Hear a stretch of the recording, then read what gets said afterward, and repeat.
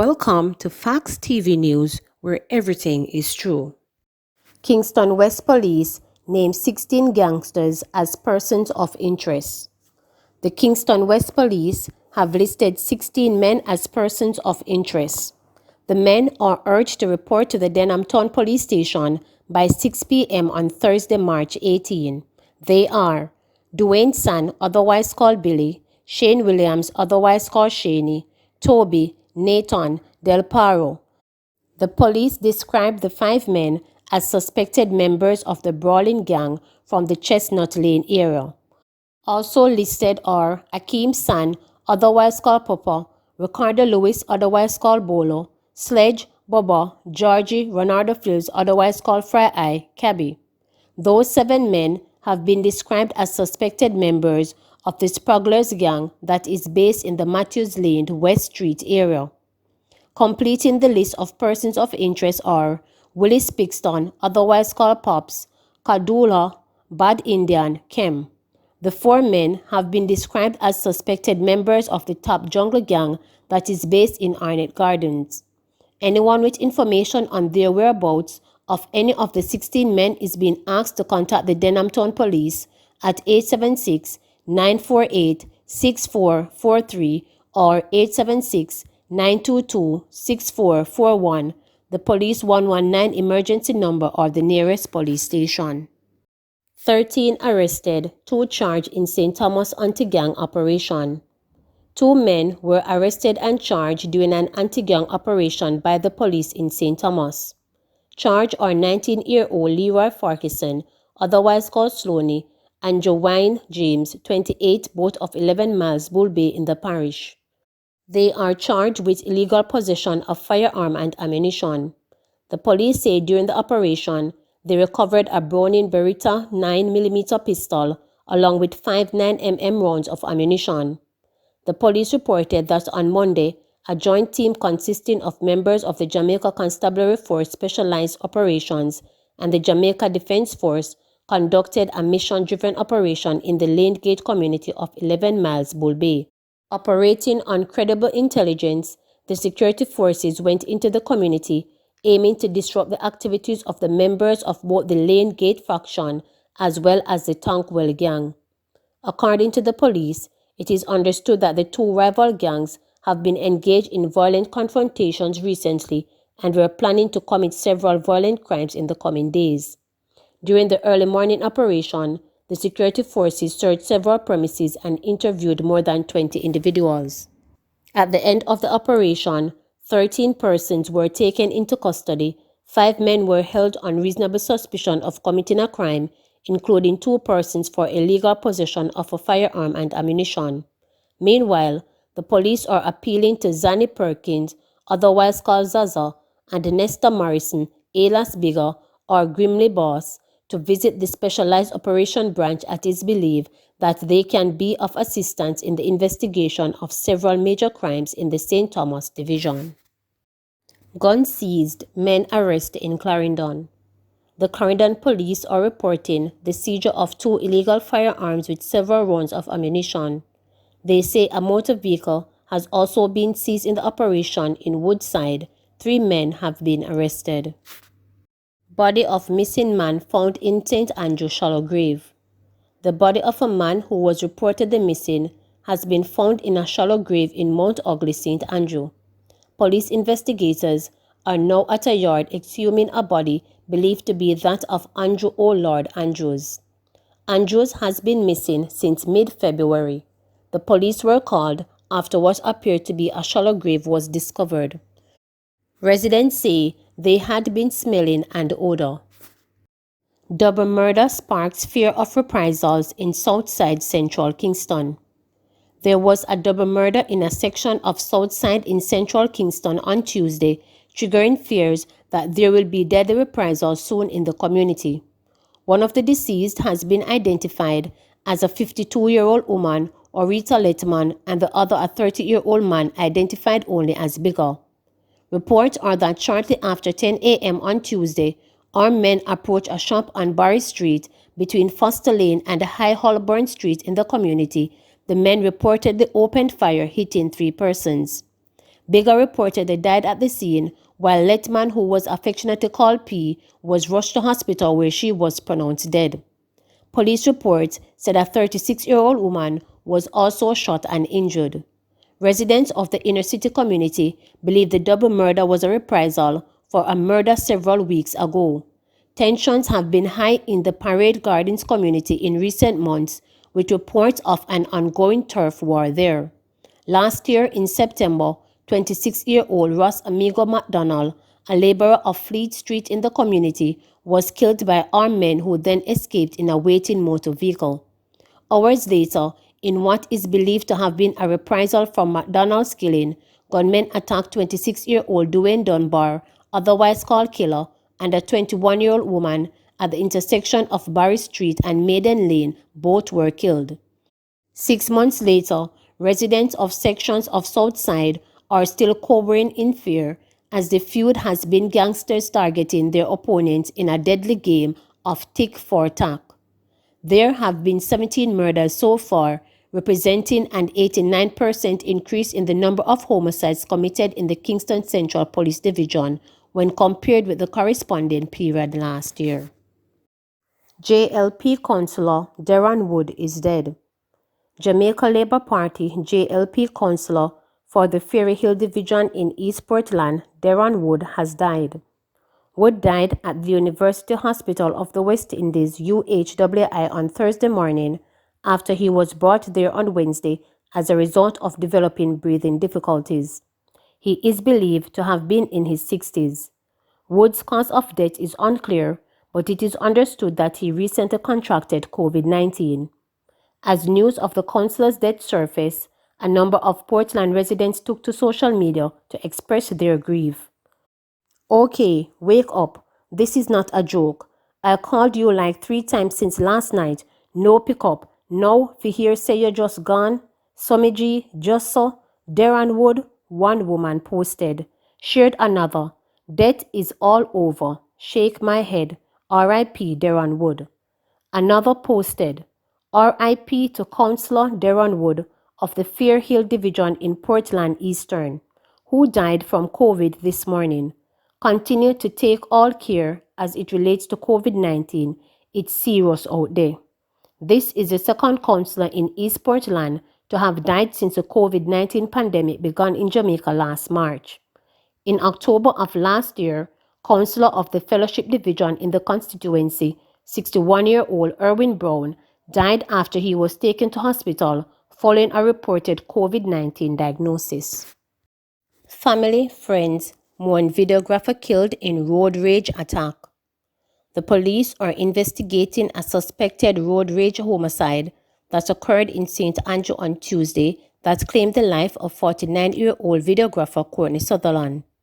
Sutherland was reportedly brutally gunned down by another motorist after a car accident involving the two along Washington Boulevard. Radio broadcaster and media personality Rodney Campbell, Sutherland's friend, tweeted, "On this day, I am numb beyond all my understanding. My friend, my brother, my colleague, gone down in what is being called road rage. I can't even process this, especially knowing exactly how he is and has always been. Man dead over car accident? It could have been any of us." Sutherland was one of 10 persons killed on Tuesday in a bloody wave of violence that has gripped the island, pushing the murder tally to 312, an increase of 8% when compared with the corresponding period last year. Far as I know, he was shot and killed after being in a car accident. Seems the other driver was on a fit of road rage. I don't know exactly what happened, if he hit the one or was hit. Seems the driver was really crazy. The family is devastated, especially since he was the nicest laid-back person, Campbell stated.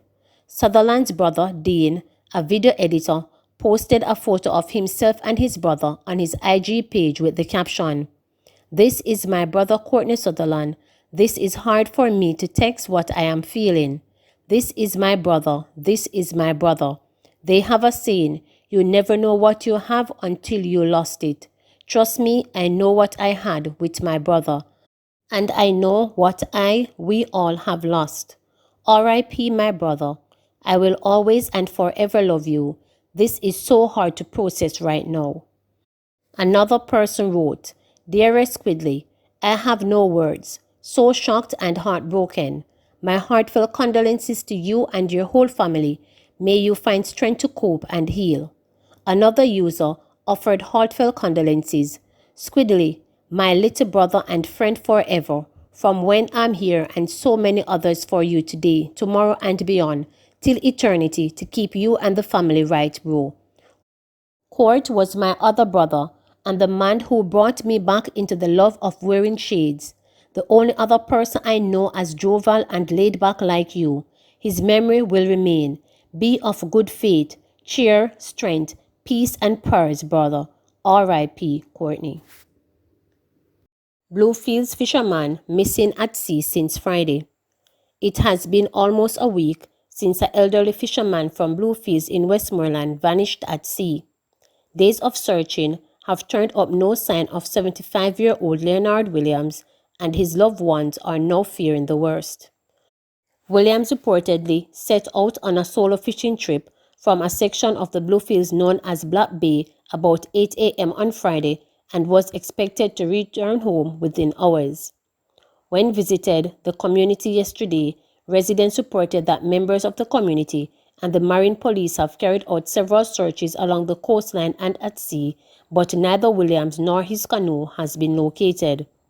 Me nah rest until me find me father body and bring him home come bury right in the yard beside him two brother and him sister, said the missing man's daughter, Carmita Williams.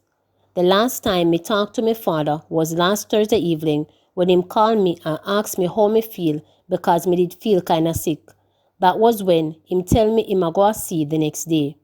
According to his daughter, her father had not gone fishing in the prior 3 months, and when she did not hear from him on Friday evening, she got concerned, even more so when he did not pick up his phone.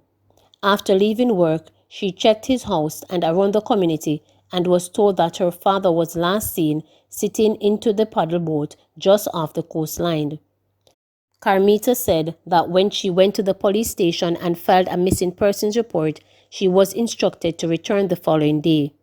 If when me did make the first report them did act, maybe my father would have fine, said Williams.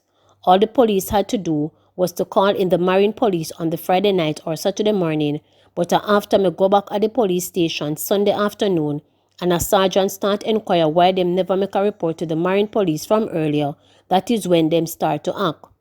She said that persons traveling on a tourist boat informed them that they spotted a canoe flowing on the water with a motionless man lying inside, but when the Maroon Police responded, they did not find him. William's cousin said it is not the first time that the fisherman has gone missing at sea. Several years ago, he, another man, and Williams went fishing, and their boat developed mechanical problems. After drifting for a while, they were rescued. Probe into KPH death still ongoing. The voice notes of Shanae Spencer crying for help echoes in the head of her family while they await the findings of the investigation launched by the Kingston Public Hospital KPH. Spencer, who was a COVID-19 patient, died on March 3rd at the Kingston Public Hospital after sending voice notes and messages via WhatsApp and making several calls to her family complaining about the inefficiency of the high-flow nasal cannula oxygen therapy machine she was on. Dr. Natalie Wisely, senior medical officer at the KPH, said on March 5th that the hospital would launch an immediate investigation and would have a report ready within 24 to 48 hours. 2 weeks later, the investigation has still not been concluded. It is ongoing, Wisely said on Wednesday. The senior medical officer disclosed that reports were still outstanding from some doctors who attended to 32-year-old Spencer. She also mentioned that other things came up during the investigations. Toshiba Welch, Spencer's sister, said on Wednesday that the family has not received any calls from the authorities. After the matter was brought to her attention, Whiteley had explained that the first course of action would have been to contact the family to document their concerns, which would in turn guide the investigation.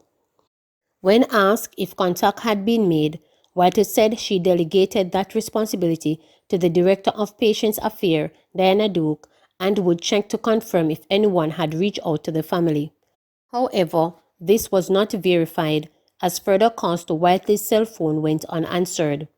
"I didn't know that I would have to be dealing with this feeling," said Welch, who has been suffering from insomnia since the passing of her sister. She also had to visit a doctor after an anxiety attack. "I can't get to break down.